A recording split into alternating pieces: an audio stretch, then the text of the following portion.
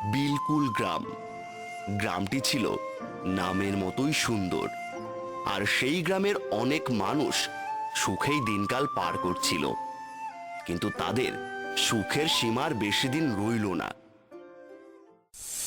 হঠাৎ গ্রামের Russell viper নামের সাপের উপদ্রব হলো। গ্রামবাসীরা আতঙ্কে দিন পার করছিল, আর দিন পার করবেই বা না কেন।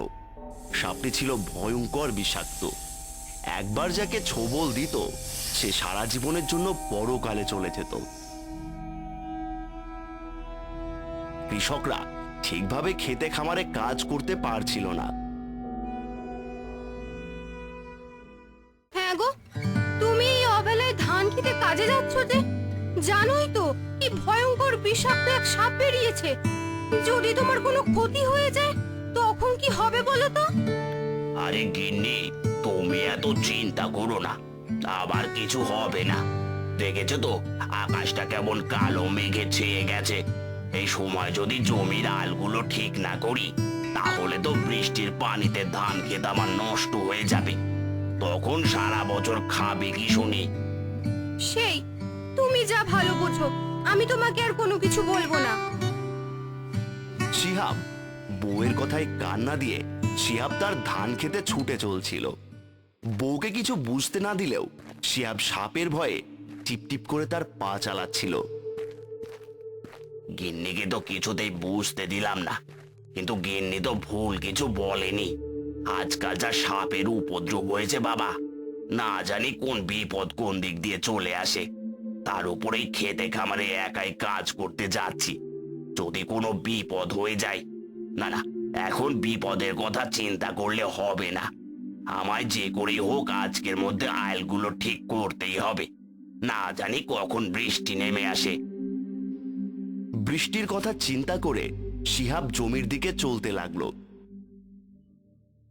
শিহাব একজন অসহায় কৃষক, তাই সাপের কথা চিন্তা করলে শিহাবের চলবে না। শিহাব নানা কিছু ভাবতে ভাবতে তার জমির দিকে চলে যায়। আরে জমির যা অবস্থা হয়েছে রে বাবা, ওসব চিন্তা মাথায় থেকে বাদ দিয়ে আমি বরং তাড়াতাড়ি কাজ শুরু করে দিই।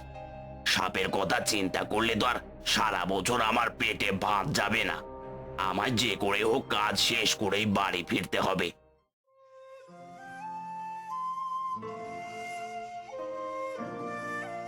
শিহাব যখন তার খেতে কাজ করছিল এমন সময় সেই রাস্তা দিয়ে রহিম ব্যাপারী যাচ্ছিল।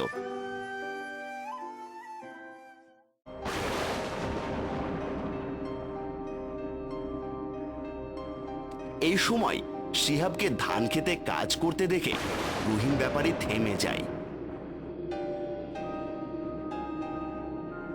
আরে শিহাব, তুমি এই অসময় কাজ করছো যে?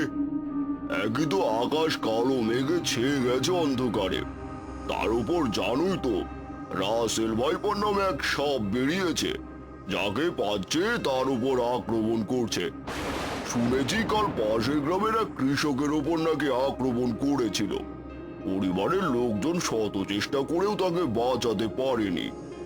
আরে দাদা, ওসব বাদ দাও তো তুমি। আমি হলাম অসহায় কৃষক, ওসব সাপের কথা চিন্তা করলে কি আমার পেট ভরে যাবে বলো? আমি শীঘ্রই কাজ শেষ করে বাড়িতে ফিরে যাব। তুমি বাড়িতে যাও, আমি যাচ্ছি। রহিম ব্যাপারী সেখান থেকে চলে যায়, আর শিহাব ভয়ে ভয়ে তার জমিতে আবার কাজ করতে শুরু করে। কাজ করতে করতে কখন যে গভীর রাত হয়ে যায় শিহাব তা বুঝতে পারে না। আকাশ তখন আরো অন্ধকার মেঘে ছেয়ে গিয়েছিল। মাঝে মাঝে বিদ্যুতের আলো চমকাচ্ছিল। চারিদিকে একটা থমথমে পরিবেশ বিরাজ করছিল। শিহাব ভয়ে ভয়ে টর্চ লাইট জ্বালাতে থাকে। ভাগ্যে সেই টর্চ লাইটটা সাথে এনেছিলাম, নয়তো আজকে যে কি হতো। বাবারে বাবা, যেভাবে বিদ্যুৎ চমকাচ্ছে, আমি বরং তাড়াতাড়ি বাড়িতে ফিরে যাই। বৃষ্টি নামলে তো আর এক বিপদ জেগে বসবে। শিহাব টর্চ লাইট জ্বালিয়ে দ্রুত তার পা চালাতে থাকে। হঠাৎ শিহাব তার পায়ের নিচে নরম কিছু অনুভব করে, আর নরম কিছু অনুভব করতে শিহাব চমকে ওঠে। নানা অজানা ভয় শিহাবের মনে বাসা বাঁধতে থাকে। শিহাব ধীরে ধীরে টর্চ লাইটটি তার পায়ের নিচে ধরে আর দেখে বিশাল বড় রাসেল ভাইপার তার পায়ের নিচে কুণ্ডলি পাকিয়ে আছে।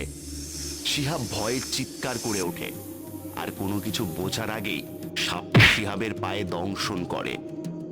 আহ, আহ, আহ, আহ, আহ। তবে গ্রামবাসীর কথাই সত্যি হলো, ব্যথায় আবার পুরো শরীর শেষ হয়ে যাচ্ছে। কেউ কি আছো? আমায় একটু সাহায্য করবে? কেউ কি আছো? আমার যে ভীষণ কষ্ট হচ্ছে।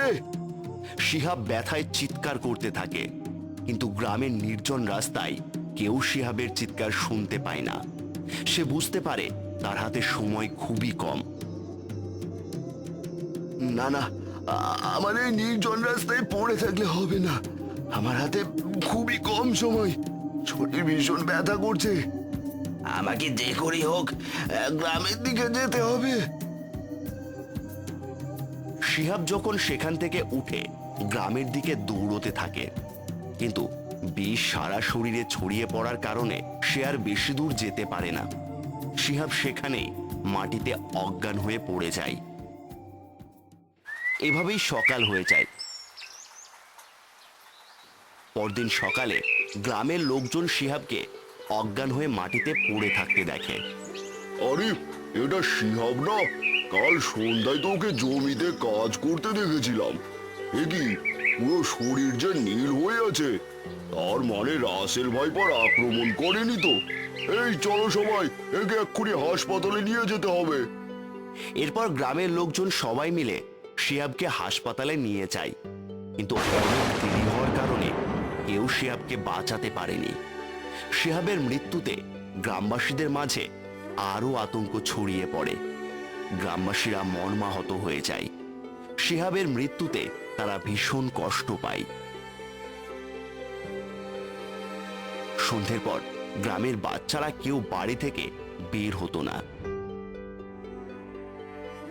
কৃষকরা জমির দিকে যাওয়াই বন্ধ করে দেয়।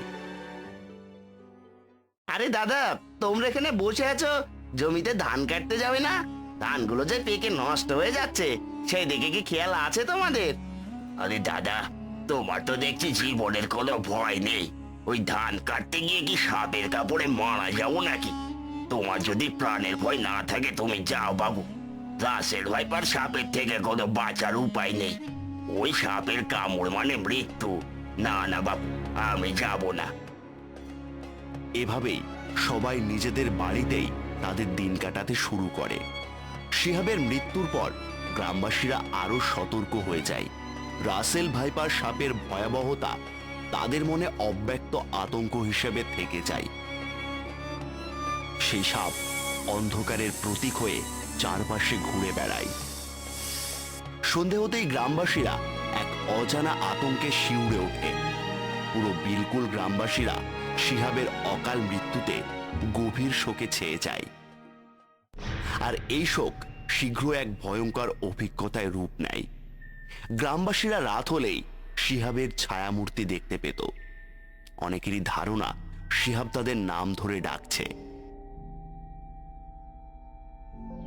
আরে দাদা, আপনি এভাবে ছুটছেন কেন? আশেপাশে কোথাও রাসেল ভাইপার দেখেছেন নাকি? আর বলবেন না দাদা, শীঘ্রই পালিয়ে যান এখান থেকে। শিহাবের মতো নাম ধরে কে যেন আমায় ডাকছে। আমার মনে হয় শিহাবের আত্মা আমাদের ক্ষতি করতে চাইছে। নিশ্চয়ই ওর আত্মার এখনো মুক্তি মেলেনি। বাঁচতে চাইলে পালান এখান থেকে।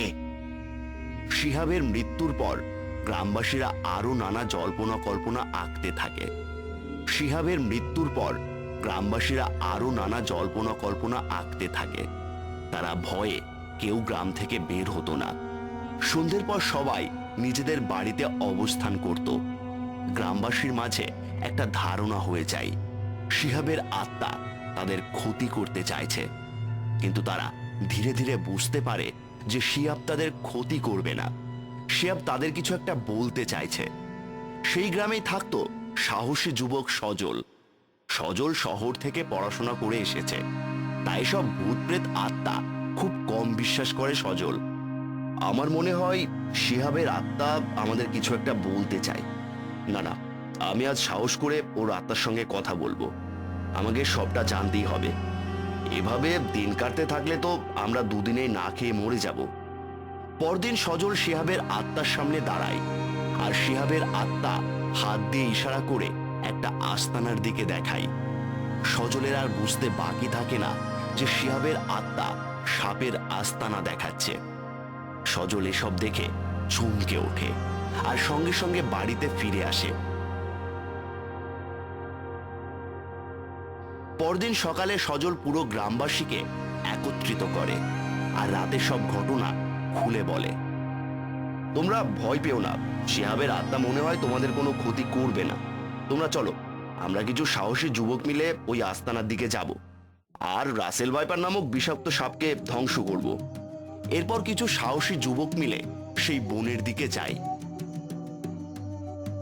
আর অনেকগুলো রাসেল ভাইপার সাপের আস্তানা দেখতে পায়। এরপর পুরো গ্রামবাসী মিলে সে সবগুলো ধ্বংস করার ব্যবস্থা নেয় এবং সবাই মিলে সেই সাপগুলোকে ধ্বংস করে দেয়। অবশেষে আমরা এই সাপের হাত থেকে রক্ষা পেলাম। আমাদের আর কোনো ভয় নেই। এখন থেকে আমরা স্বাভাবিকভাবে জীবন কাটাতে পারবো। চলো গ্রামবাসীরা, গ্রামে ফিরে যাই। এরপর পুরো গ্রামবাসীরা তাদের গ্রামে ফিরে যায়। শিহাবের সতর্ক বার্তার জন্য পুরো গ্রামবাসীরা রাসেল ভাইপারের বিষাক্ততার হাত থেকে রক্ষা পায়। তারপর থেকে কেউ আর শিহাবের ছায়ামূর্তি দেখলে ভয় পায় না। তারা শিহাবের ছায়ামূর্তি দেখলে বুঝতে পারে শিহাব তাদের কোনো সাহায্য করতে এসেছে। শিহাবের স্মৃতি গ্রামের প্রতিটা মানুষের মনে বেঁচে থাকে। এরপর থেকে রাসেল ভাইপার সাপকে আর কখনোই সেই গ্রামে দেখা যায়নি।